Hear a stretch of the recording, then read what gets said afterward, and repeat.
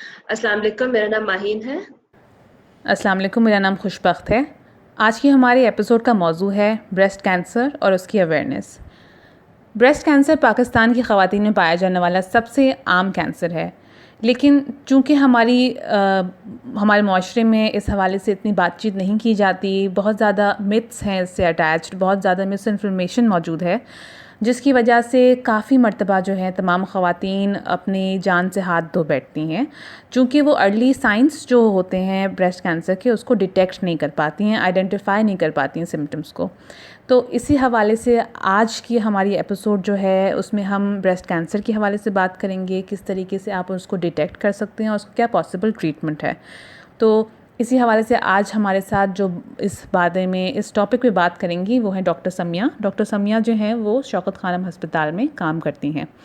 इससे पहले कि मैं डॉक्टर समिया से पहला सवाल करूं इस टॉपिक के हवाले से, मैं काफ़ी ये हमारे लिसनर्स को बताना चाहूँगी कि आपने हमारी सोशल मीडिया पोस्ट पे भी देखा होगा कि हमने इस एपिसोड के लिए specifically Shaukat Khanum memorial hospital के साथ कोलैबोरेट किया है और हम बहुत प्राउड महसूस कर रहे हैं, क्योंकि शौकत खानम मेमोरियल हॉस्पिटल जो है वो कई सालों से जो है ब्रेस्ट कैंसर अवेयरनेस में बिल्कुल फ्रंट लाइन पे है, फ्रंट रो पे है और बहुत ही सक्सेसफुल कैंपेन्स जो हैं in these previous years breast cancer के हवाले से और इसकी अवेयरनेस के हवाले से उन्होंने सक्सेसफुली लीड किए हैं। तो इसी के साथ हम अपना पहला सवाल करते हैं डॉक्टर समिया से। अस्सलाम वालेकुम डॉक्टर समिया। जी वालेकुम अस्सलाम, थैंक यू सो मच। तो डॉक्टर समिया, सबसे पहले मैं आपसे ये पूछूंगी कि ये ब्रेस्ट कैंसर किस वजह से होता है, इसके क्या सिम्टम्स हैं और ये किसको होता है, मतलब इस हवाले से अगर आप थोड़ा तफसील से हमें बता दें। तो ब्रेस्ट कैंसर इस वक्त दुनिया भर की ख़वातीन और पाकिस्तान में भी पाया जाने वाला ख़वातीन का सबसे common cancer end of course almost exclusively this is ये जो disease है this is for females but 2 to 3% या कुछ जो statistics हैं वो कोट करते हैं कि 5% 3 to 5% तक ये रिस्क जो है मेल्स में भी होता है। सो आल्दो जो कॉमन कैंसर है वो फीमेल्स में ही है but I want to educate people कि मेल्स में भी ये ब्रेस्ट कैंसर हो सकता है and I myself have treated तकरीबन मतलब मैंने 4 से 5 पेशेंट्स जो है मेरे से ट्रीट किए। सो जहाँ तक बात आ जाती है कि किसको होता है और क्यों होता है, सो each and every one of us is at risk of developing breast cancer. इसका किसी क्लास से कोई ताल्लुक नहीं है, इसका किसी रीजन से कोई ताल्लुक नहीं है एंड उसमें भी ये कि these are very unfortunate figures that Pakistan की जो स्टैटिस्टिक्स हैं they show that 1 in every 8 women suffer from breast cancer. तो हर 8 में से एक खातून जो है ब्रेस्ट कैंसर का शिकार होता है। तो of course these are very alarming numbers और हर साल जो विंडो है ये नैरो से नैरो ही होती जा रही है। पिछले साल तक स्टैट्स शो कर रहे थे कि हर 9 में से एक खातून ब्रेस्ट कैंसर का शिकार होता है। तो जहाँ तक बात है कि इसके क्यों होता है, so I don't have any single answer at all. Breast cancer का जो एग्जैक्ट सिंगल कॉज है that is not known and research जो है वो कंटिन्यू है इस पे, बट अभी हम बात कर सकते हैं अभी आगे जाके कि क्या रिस्क फैक्टर्स हैं जो इसकी तरफ प्रोन करते हैं या इससे बचाने में मददगार साबित हो सकते हैं। बिल्कुल डॉक्टर समिया, ये आपने बिल्कुल सही कहा कि एक रिसर्च है जो ऑनगोइंग है, इसलिए कोई एक स्पेसिफिक जवाब आप नहीं दे सकती।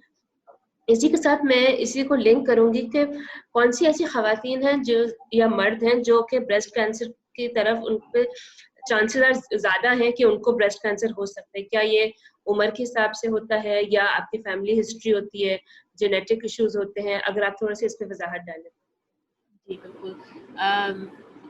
इसमें ये है कि अच्छा सॉरी टू इंटरप्ट यू, तो हमारे लिए प्रेफरेबल लैंग्वेज कौन सी है, उर्दू है या इंग्लिश? तो मिक्स कर सकते हैं, what is convenient I mean नहीं, मीडियम लैंग्वेज। आप जिस तरह बोल रही हैं वो बिल्कुल ठीक है, और अगर आप चाहें तो आप उर्दू में भी सिर्फ बोल सकते हैं।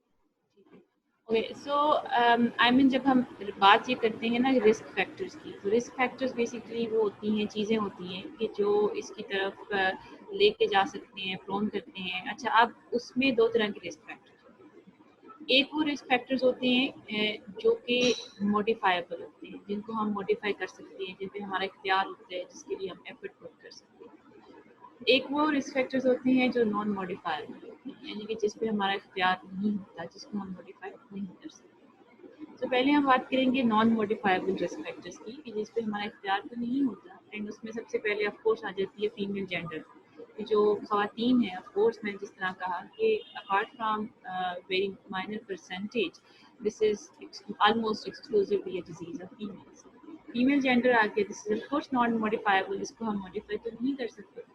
Then growing age, with the passage of time, जैसे जैसे एज बढ़ती है, जैसे पहले 50 साल का काट ऑफ होता था, जिसके बाद एनुअल मेमोग्राफी का कहा जाता था, अब 40 साल पे आ गए, क्योंकि जो इंसिडेंस है ब्रेस्ट कैंसर का वो ज़्यादा हो रहा है, तो इसलिए अब जो है जैसे जैसे एज ग्रो ज़्यादा होती है तो इसका रिस्क जो बढ़ जाता है। इसी तरह family history, yes family history is important, और उसमें ये होता है कि जैसे किसी की मैटरनल या पैटर्नल साइड पे अम्मी या अब्बू की तरफ से, जैसे किसी की खाला को, दादी को, नानी को, फूफी को, अम्मी को, बहनों को, इस तरह ब्रेस्ट कैंसर अगर सपोज है फैमिली में, तो this is another risk factor कि उसके उस इंडिविजुअल की जो चांसेस होते हैं ब्रेस्ट कैंसर एक्वायर करने के, नॉर्मल पॉपुलेशन से ज़्यादा होते हैं। एंड लाइकवाइज जो age of onset of periods होती है, if it is 4-12 years of age, जो माहवारी शुरू होने की एज है, और इसी तरह जो ख़त्म होने की डेट एज है वो 50 साल से ज़्यादा हो, यानी कि दोनों एक्सट्रीम से जितना ये जो इंटरवल है एक्सपोजर का माहवारी से जितना ज़्यादा होगा, तो उसके साथ भी रिस्क जो है ज़्यादा हो जाता है, क्योंकि फीमेल्स के जो हार्मोन्स होते हैं बॉडी के नेचुरल, उससे एक्सपोजर जो है बढ़ जाता है। इसी तरह जो है डिलेड फर्स्ट चाइल्ड बेयरिंग, के 30 साल की एज के बाद अगर पहला बच्चा पैदा होता है, this is another negative risk factor, कि उससे भी चांसेस ऑफ ब्रेस्ट कैंसर ज़्यादा होती हैं। एंड लाइकवाइज अगर नो चाइल्ड बेयरिंग, अनफॉर्चुनेटली अगर किसी की कोई औलाद नहीं होती। एंड लास्ट में जो नॉन मॉडिफाइबल रिस्क फैक्टर्स हैं, उसमें ये कि कुछ म्यूटेशंस होती हैं, कुछ जेनेटिक लेवल पे किसी फैमिली में कोई ऐसी फॉल्टी जीन्स हो सकती हैं। ब्रेस्ट कैंसर में जो नोटोरियस जीन्स होती हैं, BRCA1 एंड BRCA2 के नाम से होती हैं, ये मोरूसी होती हैं, जो इनहेरिटेड होती हैं। तो ये जो बेसिकली जेनेटिक लेवल पे भी अगर इस तरह की हैं, और वो हम कब सस्पेक्ट करते हैं, इफ़ हमारे पास पेशेंट जो आ रहे हैं, अगर उनकी ऐसी फैमिली हिस्ट्री है कि इमीडिएट फैमिली मेम्बर्स को हुआ जा रहा है और यंग एज पे हुआ जा रहा है। पहले हम 50 साल से कम, सॉरी 40 साल की से कम की एज पे भी कहते थे कि यंग यंग एज में अगर ब्रेस्ट कैंसर फैमिली में हुए जा रहे हैं। अब तो सॉरी पहले 50 कहते थे, अब तो इतना ज़्यादा हो गया कि हम young, like I mean 50 years में अगर किसी को कैंसर होता था तो वो समझा जाता था कि भाई बहुत रेयर है, 50 साल के बाद की एज है। तो अब तो वैसे भी बहुत ज़्यादा ट्रेंड हो गया है कि यंगर एज पे भी पेशेंट्स आना शुरू हो गए। इसी तरह ब्रैका में अगर फैमिली हिस्ट्री इतनी सजेस्टिव है कि माँ को भी हो रहा है, बेटी को भी हो रहा है, एक बहन को हो रहा है, दूसरी को भी हो रहा है, खाला को भी हो रहा है, तो ये जो चीज़ है ना, ये I mean these are thought provoking thing कि यस इस फैमिली में ये म्यूटेशन तो नहीं रन कर रही। तो देन देयर आर वेज कि जिसके जरिए इनको चेक किया जा सकता है, और शौकत खानन में भी अभी फैसिलिटी जो है मौजूद है। इसी तरह हम बात करते हैं मॉडिफाइबल रिस्क फैक्टर्स की, कि जिसमें हमारी एफर्ट पुट करने का काम आ जाता है। एंड देयर इज ये डाइट, कोर्स जो डाइट है हमारी, that is a very major role player, because healthy diet क्या होती है, every one of us knows, because हम इतनी गूगल करते हैं, इतना सर्च करते हैं, and we want to be fit. हमें ये पता है कि हमने वेट कैसे रिड्यूस करना है, हमें पता है हमने कीटो डाइट कैसे करनी है, लो कार्ब डाइट कैसे करनी है। तो हमें ये क्यों नहीं पता कि हमने अगर इस बीमारी से बचना है या बाकी बीमारियों से भी बचना है, तो लाइफस्टाइल वो नहीं होता कि जो आपने 2 महीने डाइट करके ख़त्म कर दिया। लाइफस्टाइल वो होते हैं जिसको आप कैरी करते हो। तो एक बैलेंस डाइट होती है, दैट इज़ कि आप फ्रूट्स खाएं डेली, वेजिटेबल्स खाएं in the form of salads. फिर मीट का जो इंटेक है वो एक मॉडरेशन में होना चाहिए। होल ग्रेन्स खाएं, जैसे चक्की का आटा है उसको इस्तेमाल करें। एंटीऑक्सीडेंट्स जैसे ग्रीन टी वगैरह है वो पिएं। नट्स जैसे होते हैं, आलमंड्स होते हैं, वालनट्स होते हैं, उसका इस्तेमाल।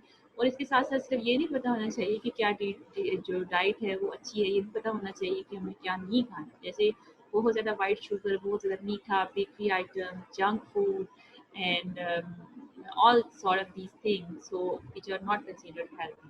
Then other modifiable risk factors are of course activity, जो exercise का level है, और मैं ये कहती हूँ कि the minimum level of activity is brisk walk, जिस पे कोई इक्विपमेंट नहीं लगता, कोई खर्चा नहीं आता, किसी जिम जाने की जरूरत नहीं है, आप इवन घर के टेरेस पे, घर के सेहन पे वॉक कर सकते हैं। तो हफ्ते में अगर 5 दिन आप 30 मिनट की वॉक करते हैं तो that is the minimum level of activity जो आपकी बॉडी को चाहिए। इसी तरह जो वेट है, आइडियल जो हमारा BMI होता है, हमारी हाइट के हिसाब से हमारा वेट होता है। ऑफ कोर्स अगर हम अपने लाइफस्टाइल को, डाइट को और एक्सरसाइज को अपनी लाइफ का पार्ट बनाते हैं तो वेट जो है वो खुद ब खुद ही आइडियल ब्रैकेट में फॉल करना शुरू हो जाता है। बट इस वक्त दुनिया भर में बहुत सारी बीमारियों के साथ मोटापा, जो ओबेसिटी है, उसकी एसोसिएशन आ रही है, और उन सब बीमारियों जैसे शुगर भी है, ब्लड प्रेशर भी है, उसके साथ साथ कैंसर में भी और ब्रेस्ट कैंसर में भी ये एसोसिएशन जो है वो उभर के सामने आ रही है कि ये मोटापा और ये सारी चीज़ें हैं, they are in somehow some associated with breast cancer.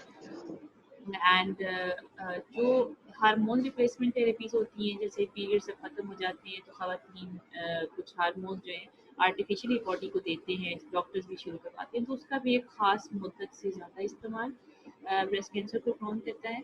And इसी तरह smoking and alcohol and smoking दोनों की जो कंजम्पशन है, एंड इनकी बहुत सारे कैंसर के साथ एसोसिएटेड है, ब्रेस्ट कैंसर में भी। And lastly, I think I should also give education regarding the aspect कि जो ब्रेस्ट फीडिंग होती है, अगर मदर्स जो है अपने बच्चे को फीड करवाती हैं तो उसका एक प्रोटेक्टिव इफेक्ट होता है। बट ये नहीं है, आई मीन 100% ये नहीं कह सकते कि अगर किसी माँ ने अपने सारे बच्चों को दूध पिलाया तो उसको कैंसर नहीं हो सकता। हाँ, yes, it is having protective effect. अच्छा, बिल्कुल। तो डॉक्टर समिया, ये आपने हमें जो है कॉजेज बताए ब्रेस्ट कैंसर के, तो आप हमें ये बताएं कि हमें कैसे पता चलेगा वो कौन से अर्ली साइंस हैं जो हम डिटेक्ट कर सकते हैं जिससे हमें पता चले कि शायद हमें ब्रेस्ट कैंसर है कि नहीं है।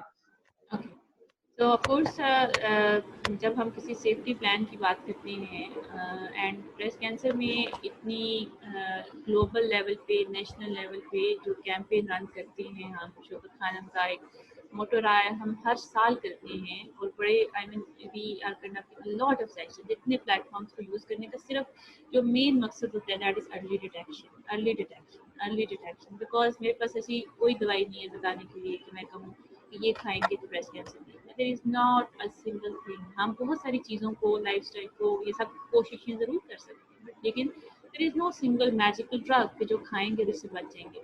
सो जो चीज़ हमारे हाथ में है वो 100% कि भाई बीमारी ना हो वो तो नहीं है, बट हाँ, early detection and early diagnosis, early treatment जो है वो हमारे हाथ में है। सो जो सिम्टम्स होती हैं ब्रेस्ट कैंसर की, उसमें सबसे कॉमन जो सिम्टम होती हैं दैट इज़ नम, जिसको हम गिल्टी, रसोली, मैस, किसी चीज़ का भी नाम ले लें।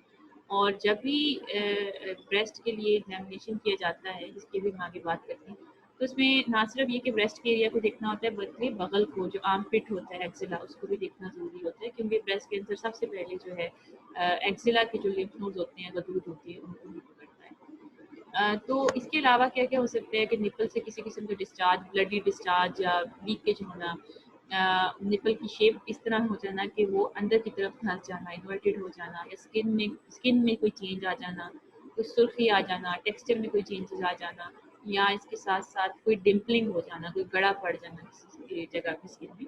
तो these are like I mean major symptoms of breast cancer, जो खुदा न खास्ता इस सूरत हाल में नमूदार हो सकते हैं।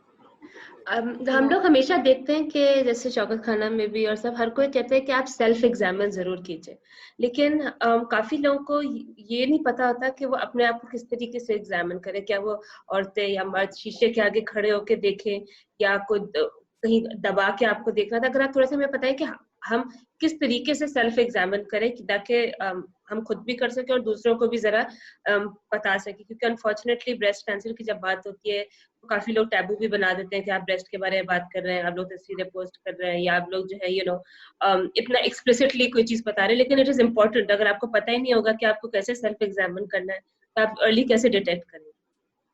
तो यस, अर्ली डिटेक्शन की जब हम बात करते हैं तो जब भी किसी बीमारी को पकड़ना होता है तो उसके मेनली दो ही तरीके होते हैं। एक ये कि आप खुद मुआयना करें, एंड सेकेंडली कि किसी टेस्ट के ज़रिए उसको देख लिया जाए। तो जब सेल्फ एग्जामिनेशन की बात आती है, and if we are so much active everywhere, like अभी आपको सपोज़ आपके ज़हन में आया कि आपने किसी ख़ास तरीके से पिज़्ज़ा बनाना है, मैक्रोनी बनानी है, तो आप बैठ के गूगल को खंगाल देंगे, and you will do each and everything for that purpose. तो जो ये पहली बात मैं उसका एग्जामिनेशन का बताती हूँ कि स्केड्यूल क्या होगा, बट द थिंग इज जो टेक्निक है सीखने की, examination technique is not difficult at all. ये यूट्यूब पे, गूगल पे प्रॉपर लेमैन के लिए डिमॉन्स्ट्रेटिंग वीडियोस मौजूद हैं, जो डमीज पे जो है करके प्रॉपर उसको समझाते हैं, बताते हैं कि कैसे एग्जामिन करना है ब्रेस्ट के एरिया को, एक्सेला के एरिया को। So this is not difficult. पहली बात तो ये कि एनीवन हु knows कि how to learn social media, and I think everyone knows।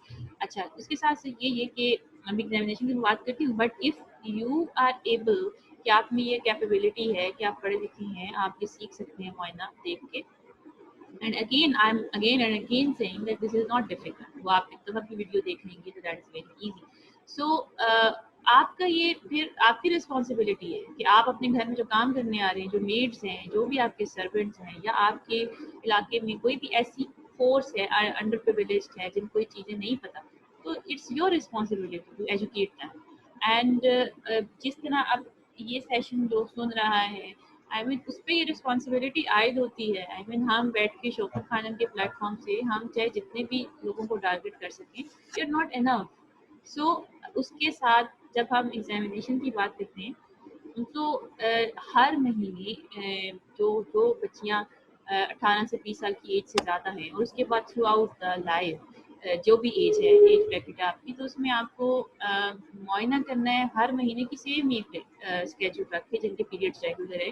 कि जब माहवारी से फारिग होते हैं पीरियड से 5th या 7th डे पे जब शावर लेते हैं, तो उसी डे पे just make it a routine every month same day पे कि आप उनको ब्रेस्ट एग्जामिनेशन करें, पल्पेशन करें, इसके खास तरीके हैं। और वो ख़वातीन जिनके पीरियड्स बंद हो चुके हैं या रेगुलर नहीं है, उनको क्या करना चाहिए कि वो महीने की कोई भी डेट एक चुन लें और हर महीने उसी डेट पर अपने ब्रेस्ट का और एक्जिला का मुआयना करें। तो एंड सेकेंडली ये कि जो ख़वातीन हैं 40 साल की एज से ज़्यादा हो गई हैं, उनको हर साल एक स्क्रीनिंग मेमोग्राफी जो है, जो ब्रेस्ट का एक एक्सरे होता है ख़ास किस्म का, वो भी करवाना चाहिए। And this is in recommendations throughout the world, west में भी हर जगह। और उसका ये है कि मेमोग्राफी से इवन वो गिल्टी भी, उसमें ये ताकत होती है उस एक्सरे में कि वो उस गिल्टी को भी डिटेक्ट कर लेता है, जो इतनी छोटी होती है, जो हाथों से पैल्पेशन से महसूस नहीं हो सकती। So basically, these are the two tools, एक तो self examination and secondly mammography, कि जिसके ज़रिए हम इसको अर्ली स्टेज पर डिटेक्ट कर सकते हैं। बिल्कुल। तो डॉक्टर समिया, आपने जिक्र किया मेमोग्राफी का, तो क्या आप हमारे लिसनर्स को एक्सप्लेन कर सकते हैं कि मेमोग्राफी क्या है और इसका क्या प्रोसीजर है और क्यों हाँ, किया जाता है? ओके। सो अभी जिस तरह मैंने बताया कि जैसे एज ज़्यादा होती है तो ब्रेस्ट कैंसर का रिस्क जो है वो बढ़ता जाता है। पहले जी। हम ये कहते थे कि मतलब जब एज ज़्यादा हो जाती है तो of course we want to be more cautious. हम एग्जामिनेशन के साथ साथ एडिशनल चीज़ भी कुछ करना चाहते हैं, एंड दैट इज़ कि हर साल में एक मेमोग्राम करवा लें, क्योंकि जिस तरह मैं फिर बता रही हूँ कि मेमोग्राम जो है वो एक तरह का एक्सरे है जो ब्रेस्ट का है, और वो उसकी खास टेक्निक है, कोई कॉम्प्लिकेटेड चीज़ नहीं है, कोई ऑपरेशन नहीं है, this is a simple test.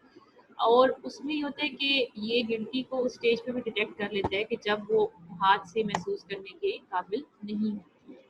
तो ये इवन गवर्नमेंट हॉस्पिटल्स में हर जगह पे इसके सेटअप्स मौजूद हैं मेमोग्राफी के, and this is not something जिसके लिए आई मीन बहुत एफर्ट करने की या कोई बहुत मुश्किल प्रोसेस से गुजरने की ज़रूरत पड़ती है। एंड एनुअली साल में एक दफ़ा 40 साल से ज़्यादा की ख़वातीन जो हैं, अगर वो ये करा लेती हैं तो दैट इज़ एंड इसका ये मतलब नहीं है कि जिसने मेमो करवा लिया तो उसकी सेल्फ एग्जामिनेशन की ज़रूरत ख़त्म होगी। मेमो तो साल में एक दफ़ा होगा, लेकिन examination each and every one of us should do every month. बिल्कुल, बिल्कुल आप सही कह रही हैं डॉक्टर समिया।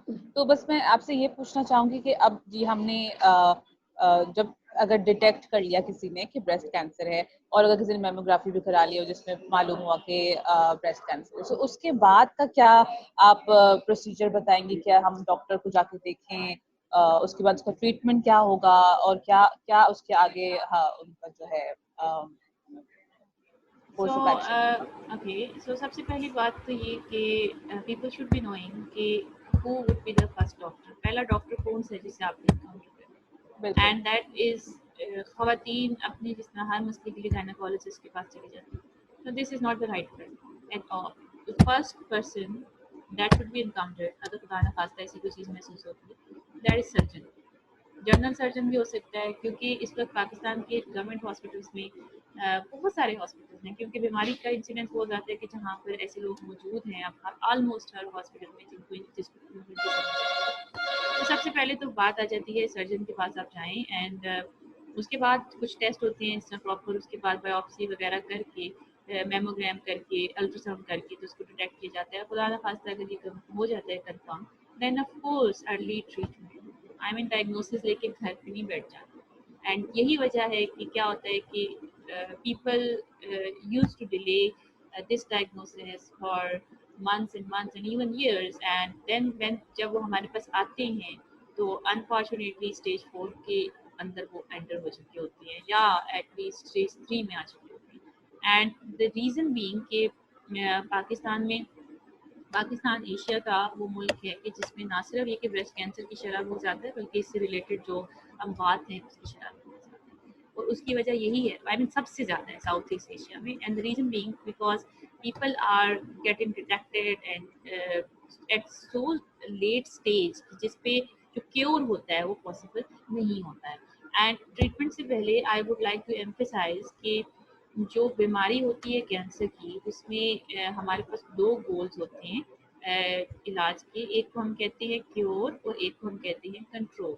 सो स्टेजेस जो होती हैं वो होती हैं 4, ठीक है, और जैसे जैसे स्टेज ज़्यादा होती है बीमारी बढ़ जाती है। जो पहली 3 स्टेजेस होती हैं एंड स्पेशली जो पहली 2 होती हैं उसमें बीमारी का देयर आर वेरी, पहली 2 में तो there are very bright chances that हम इसको क्योर कर सकते हैं। क्योर का मतलब होता है कि हम जड़ से उस चीज़ को ख़त्म कर सकते हैं, हम उसको जिस्म से खारिज कर सकते हैं। So that is why we are running the campaigns की early detection, early detection. So this is the reason because जो आपने क्योर है that is possible at early stage. अब अगर स्टेज 3 में भी there is a good number of patients के जो क्योर हो जाती हैं। अच्छा, अब स्टेज 4 की बात आती है। स्टेज 4 का मतलब होता है कि बीमारी जो है वो ब्रेस्ट के एरिया से निकल के अपनी अपनी असल जगह से निकल के जिस्म के बाकी हिस्सों में फैल गई है, जिसमें दिमाग, लिवर, लंग्स, बोन्स, बहुत सारी चीज़ें आ सकती हैं। तो उस स्टेज पर स्टेज 4 पे जो बीमारी है ये क्योरेबल नहीं रहती है, एंड इसके लिए हम जो वर्ड या गोल यूज़ करते हैं दैट इज़ कंट्रोल। एंड उसमें हम दवाइयाँ, बिल्कुल इलाज मौजूद है, दवाइयाँ मौजूद हैं, हम देते हैं, but there is actually there is no treatment free window, और पेशेंट थ्रू आउट इलाज पे रहता है और डिपेंड करता है किसी की डिजीज़ कितनी एग्रेसिव होती है। And to quote the statistics that stage 1 पे जो सर्वाइवल होता है, जिंदा रहने के जो चांसेस होते हैं वो 98% से 100% होते हैं, एंड वो ड्रॉप होते होते स्टेज 4 में सिर्फ 16% तक रह जाते हैं। तो जब हम बात करते हैं, and I try to convey this message to our females as well as males that ये हम सबकी जिम्मेदारी है, सिर्फ ख़वातीन की जिम्मेदारी नहीं है। ये जो अवेयरनेस कैंपेन्स हैं ये सिर्फ खातून जो है आपके घर की उसी ने अटेंड नहीं करनी, उसी में नहीं सीखनी, ये आपने भी सीखनी है। एक तो ये कि ये मेल्स को भी हो सकता है, बट उससे ज़्यादा इम्पोर्टेंट चीज़ है जो तो ये है बिकॉज हमारे यहाँ जो कल्चर है, सोसाइटी है, दैट इज़ कि जो फीमेल्स हैं जब उनको कोई प्रॉब्लम आती है they use to discuss with their male members, वही उनको हॉस्पिटल्स लेके जाते हैं, वही उनको फैसिलिटीज़ में लेके जाते हैं। एंड जब तक ये शेम रहेगी, हमारी सोसाइटी में क्या हालात है कि बीवी अपने शोहर को नहीं बताती, बेटी जो है वो अपनी माँ को अगर हिम्मत करके बता दे कि माँ बाप से डिस्कस नहीं करती। सो जब तक we have to break this stigma, we have to break this shyness, we have to speak up, we have to take charge of our bodies, कि हमें इस चीज़ के साथ जो shame associated है, we have to break this, there is no shame जिंदगी से, and we have to spread this message, we have to tell our males as well कि our lives matter as well, हमारी जिंदगी भी उतनी ही important है जितनी मेल्स की। सो एंड और बात ये सिर्फ एक मिसकॉन्सेप्शन हमारे अपने अंदर ही होती है कि शायद हम अपने घर में किसी मेल से डिस्कस करेंगे तो बड़ी शर्म की बात है, या ऐसे ऐसा नहीं होता। हमने प्रैक्टिकली भी देखा कि मेल्स दोनों एक्सट्रीम्स हैं। आई मीन कुछ लोग बहुत हेल्पफुल होते हैं, कुछ लोग नहीं होते। But if you are not going to take care of your body, you are not going to take care of your own health, तो कोई भी ऐसा नहीं है जो आपकी हेल्थ। सो जब हम बात करते हैं ट्रीटमेंट की, ट्रीटमेंट ऑफ ब्रेस्ट कैंसर, सो इसमें 3-4 तरीके होते हैं जिससे हम उसका इलाज करते हैं। तो इसका मतलब है कि इतने तरीक़ों से हम इलाज अगर कर रहे हैं तो इसके साथ तो खुद से ही पॉजिटिव चीज़ होप आ जाती है कि treatment is very well available and accessible everywhere. तो जिसमें सबसे पहले सर्जरी आ जाती है जिसको ऑपरेशन कहते हैं। तो ऑपरेशन जो है वो हर पेशेंट का होना ही होना है, हर पेशेंट का होना है, चाहे उसको कीमोथेरेपी शुरू में लग रही है एंड उसमें ये कि ख़वातीन को जो डर होता है वो सारे डर के साथ कि डॉक्टर के पास चले गए, ये ना हो कि सारी छाती रिमूव कर दें, ब्रेस्ट पूरा काट दें, जिसको हम मेडिकल टर्मिनोलॉजी में मास्टेक्टमी कहते हैं। सो यही तो बात बताने की कोशिश की जा रही है that if you are going to diagnose it very early, at very early stage, छोटा साइज, तो मास्टेक्टमी की तो नौबत ही नहीं आएगी and you are going to just I mean have the procedure कि जिसके जरिए सिर्फ बीमारी वाले हिस्से को रिमूव कर दिया जाएगा। जितना छोटा होगा उतना छोटा ऑपरेशन होगा, उतना छोटा कट होगा, पता भी नहीं होगा। एंड उसके बाद फिर आ जाती है जनाब कीमोथेरेपी। कीमोथेरेपी वो टीके हैं, इंजेक्शन हैं जो ट्रिप्स की फॉर्म में दिए जाते हैं और जो कैंसर के सेल्स को किल करते हैं, ना सिर्फ उस जगह पर बल्कि अगर वो ब्लड में भी कहीं सर्कुलेट कर रहे हों तो करते हैं। देन कम्स द रेडिएशन, जिसको हम जुबान में शुआएं कहते हैं। तो देखिए 3-4 तरीके से इलाज करने का मकसद ना सिर्फ बीमारी को उस वक्त खत्म करने बल्कि मुस्तकबिल में उसके वापस आने के चांसेस को भी कम से कम करना। एंड देन एक certain type of breast cancer है, although this is the commonest type of cancer in Pakistan, जिसको हम हार्मोन रिसेप्टर पॉजिटिव कहते हैं। उसमें फीमेल्स जो होती हैं इलाज के बाद 5 से 10 साल तक खाने वाली गोलियां होती हैं वो खाती हैं, बट वो these are not chemotherapy, they are not I mean इतनी तकलीफें नहीं है उस तरह, बल्कि तकलीफें तो हैं ही नहीं जब बॉडी अडेप्ट कर जाती है। That is just like treatment of sugar, blood pressure, that if you are going to take these medications and you are just maintaining it, तो उसमें तो इवन यू आर क्योर्ड और आप सिर्फ इसलिए ले रहे हो कि मुस्तकबिल में उसके चांसेस को मजीद कम से कम किए जा सकें। So this is the total, I mean briefly, the treatment algorithm of breast cancer and बहुत young patients, even जो unmarried females हैं, just to give hope to people कि हमने यंगर एज पे पेशेंट्स को ट्रीट किया हुआ है 10-10 साल रख के सिस्टम में, फिर हम डिस्चार्ज कर दिया हुआ है एंड माशाल्लाह they got married, they have children and वो अपनी फैमिली लाइफ भी बहुत अच्छी गुजार रही हैं, career, I mean everything is normal. Once you have life, once you have health, and everything is possible.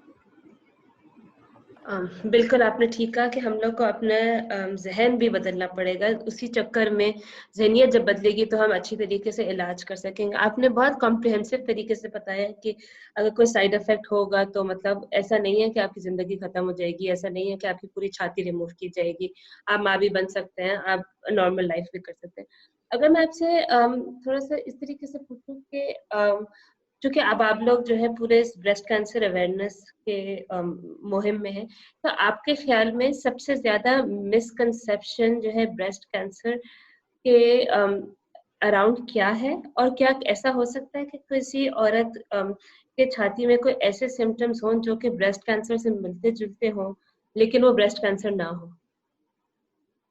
तो आई मीन सबसे तो आई मीन सब जो हमने बात की, जो एसोसिएटेड हर्डल्स हैं जो आपने बात की, वो ये शेम है, फियर है, शाइनेस है, स्टिग्मा है, टैबू है, यही ऑब्स्टेकल्स हैं। And the other thing is that and इसी की वजह से ट्रीटमेंट डायग्नोसिस को डिले करना, पता होना तो भी ना जाना, आंखें बंद करके बैठे रहना, रियलिटी को फेस ना करना, कम्युनिकेट ना करना। बट द थिंग इज कि बहुत सारी ऐसी रसोलियाँ होती हैं जिसमें बिल्कुल वो रसोली की ही शक्ल होती है, बट दे आर बीनाइन, वो कैंसर वाले नहीं होते। द थिंग इज कि जब तक आप चेक नहीं कराओगे, how would you be going to know ये बीनाइन है, ये कैंसर वाली है। So ultimately you have to seek medical attention, चाहे वो बिनाइन है या मैलिग्नेंट है। आपको जब तक आप चेक नहीं करवाओगे, you are not going to know what is the cancer. तो जो कॉमन चीज़ है दैट इज ऑफ कोर्स इस तरह की ऐसी बहुत सारी गलतियाँ होती हैं जो इसके साथ एसोसिएटेड। अदरवाइज पेन होना सिंपली विदाउट एनी लम्प, इस तरह की चीज़ें जो हैं they are not significant. And mainly जो मोस्टली नॉट 100% जो ब्रेस्ट कैंसर की गिल्टियाँ होती हैं वो पेनलेस होती हैं।